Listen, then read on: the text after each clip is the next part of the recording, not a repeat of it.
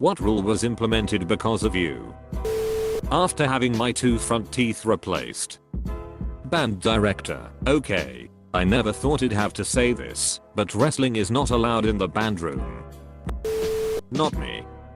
But someone I worked security with at the G20 summit. Long story short, we were screeners at the entrance. Our x-ray machine like the one you'd see at the airport, with a treadmill type bit pulling beans through some hanging rubber guards into the x-ray was a hassle. See, the issue was, most delegates had very little to put through. A watch, a belt, a wallet, the odd item here and there. The curtains were pretty stiff. So the issue was, with only these light items in the bin, it could never get through the curtains. Their weight was greater, so it just spun on the treadmill stuck before them. One of the geniuses on a team next to me came up with a solution. We shall take 6 water bottles and tape them together in a bowling pin style triangle with black duct tape. This will weigh down the bin so it can get through, and I must admit it worked. Like twice. Until the next delegate mistook it for a bomb, and picture it. 6 bottles with no labels and some fluid in them black taped together. The RCMP got involved. It was a whole scene. No custom McGiver as weights are to be used by screeners any longer. At Boy Scout summer camp, as a scout master, no campfire flames higher than 24 inches. Turns out that, if you make a 5-foot tower out of only the 1/4 dowels from small American flags, you get a straight and narrow column of flame about 30 feet high. I was the Clark Griswold of Scout Masters.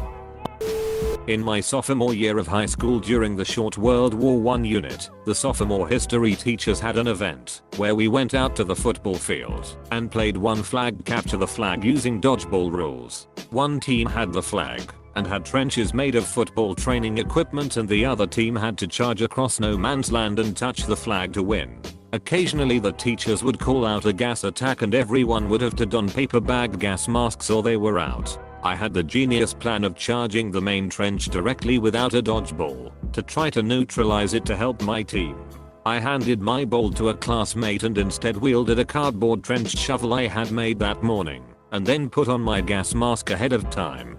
When it was time to go over the top, I barreled towards the main trench. Think that one battlefield, one trailer, where the British soldier does the same thing with a club. But this was 2 years before that game came out. I miraculously was never hit on my way to it and slammed into that thing with all of my might, taking it down, knocking a couple other kids over, and knocking myself out for a few seconds in the process. The teachers thought it was hilarious, but they quickly had to implement a no trench busting rule after someone else tried to replicate my antics during the next round. Unfortunately, as far as I'm aware, that was the last year they did that event. Marbles being banned at my elementary school. I vaguely remember the convoluted rules we had for playing marbles in 3rd grade, but one that was written in stone was that if you lost a game, you had to throw away a marble of your own. This often drew a crowd of participants eager to get their tiny hands on a free marble. One day, I lost a game and was forced to throw a marble away. We called it scrambling. I had stupidly agreed to offer up as ante for the game my prize boulder, a heavy marble with intricately woven colors that was about the size of a golf ball. When it was time to throw it away, a large crowd of kids had gathered, impatiently jeering me to toss it and start the melee. I took one last look at my boulder and, in a surge of 8-year-old rage, launched it with all my strength. I still remember it gleaming against the deep blue sky as it left my hand. It sailed, flew over the group's head, their mouths agape in amazement. It flew until it struck some poor blonde kid in the head, who was just walking along kicking dandelions, totally oblivious to the incoming projectile. It hit him hard. To this day I still recall the way his head snapped back in Zapruder-like fashion. He dropped instantly, like a bag of old socks. We all scattered to the 4 corners of the playground as teachers ran to his side. The following day a letter was sent home to every parent, banning all marbles. Poor blondie McMarblehead, I forget his name, this was 32 years ago, was off school for about a week. Edit, spelling edit #2, him getting lots of questions about what happened to the marble. It was confiscated by the teachers. My friends reminded me, to my horror, that it had my fingerprints on it. I had many sleepless nights worrying that the marble would incriminate me. At one point I developed an elaborate scheme to break into the principal's office and retrieve it. By elaborate, I mean I planned to eat a ton of tuna because it had made me vomit once before, and use that to get access to the nurse's office, which was adjacent to the principal's. Then I would pretend to need to vomit again, reshoot her garbage can directly next to the desk, and swipe the marble. Thankfully our school flooded several days later, and I quickly forgot about the incriminating evidence. During the annual canned food drive at my high school you can bring ramen noodles, but they no longer count towards the total donated for the competition between the classes.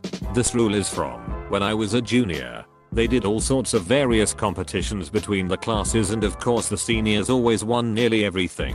Well, during the food drive the juniors concocted a plan to win the event. Instead of bringing in food we would collect money and a handful of people would hold it all until near the end. It would look like we were losing because our totals would be low, but then on the last day they'd bring in a huge supply and we'd surprise them with the win. They wouldn't know how well we were actually doing until it was too late to do anything about it. I wasn't one of the money people, but a couple of them were friends of mine. The plan was to buy as much food as they could with the money they'd collected, so naturally they bought ramen noodles, because it's the cheapest thing in the store. I don't know how much money they had, but I think they must have gotten special order shipments in.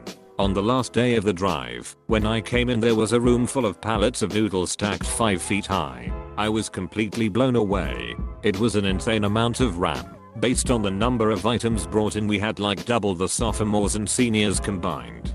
It was nuts. Not a rule, but a bunch of signs were put up in front of my school because I got hit by a car in the crosswalk. Shit, that's scary. I was about 11 when I saw a girl get hit outside of school when I was walking. She didn't get run over and flattened or anything, but she broke her jaw and blood poured everywhere while it just kinda dangled there.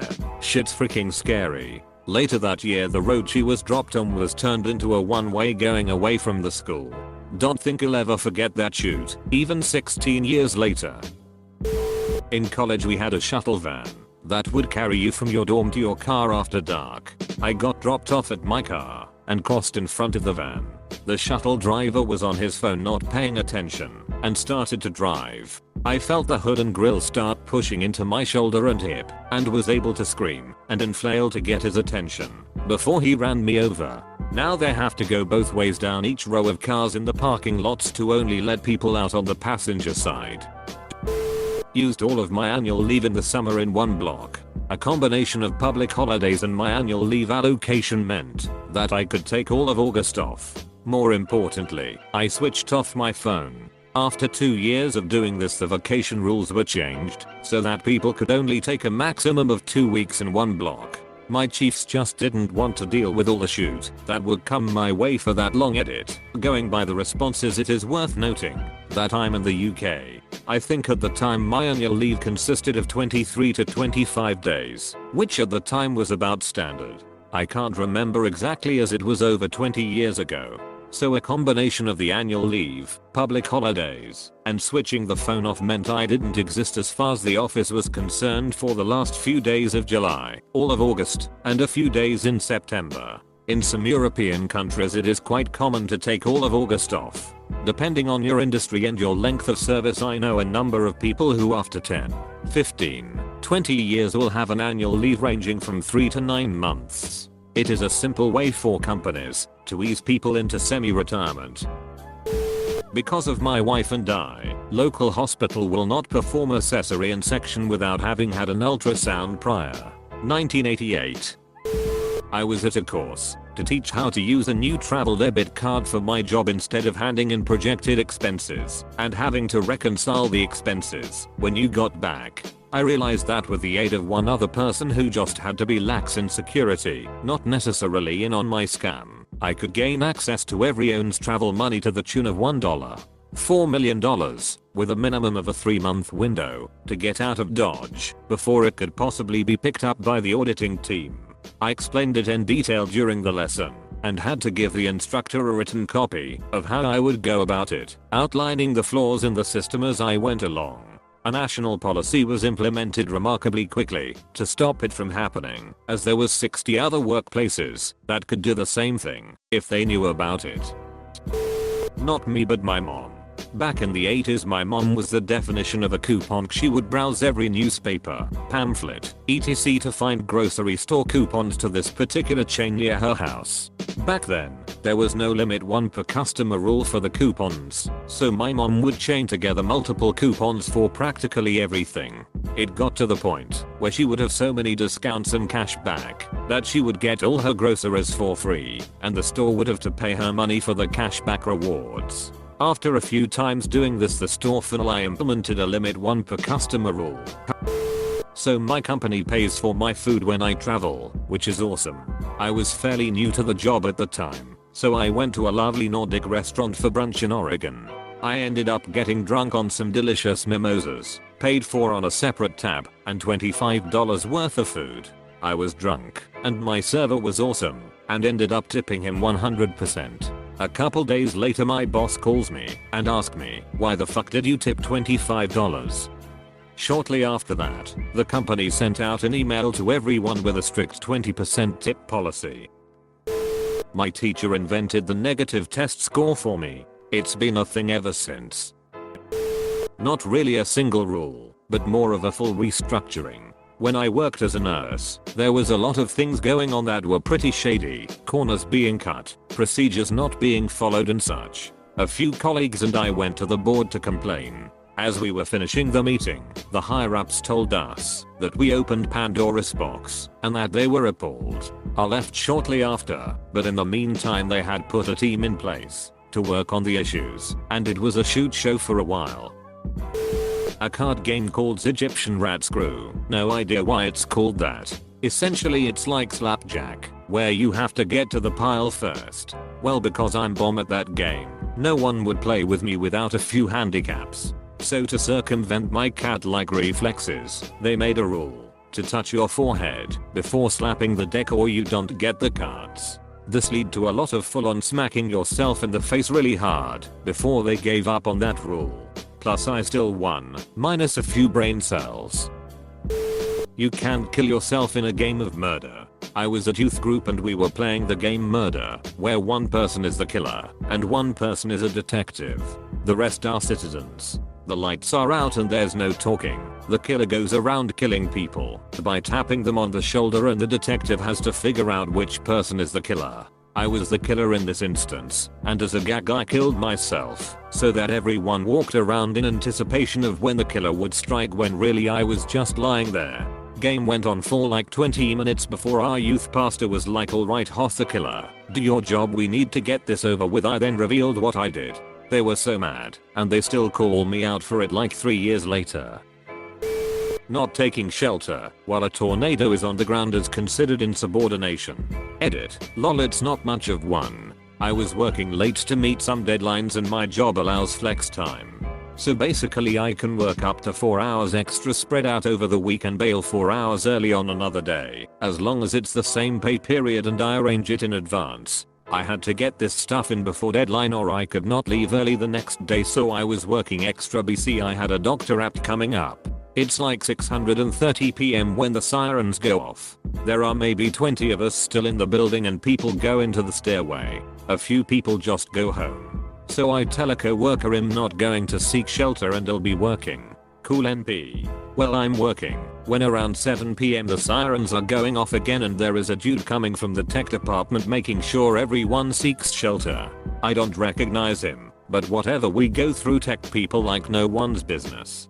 He tells me to seek shelter. I say unless it's in the handbook I'm not doing, I have work to do. We have long stare. He says something about the tornado being X far away, and I'm like, I know, I saw it earlier out the other window. It's just a baby one, won't even break glass and it's not heading this way. Long stare. He seeks shelter. See him as I leave around 8 PM and he says something along the lines of, looks like I was right about handbook and tornado being small, but it was a giant legal risk if I had been wrong. Found out the next day that dude was a CFO. He had the handbook amended so anyone who left the building or didn't seek shelter would be considered insubordinate.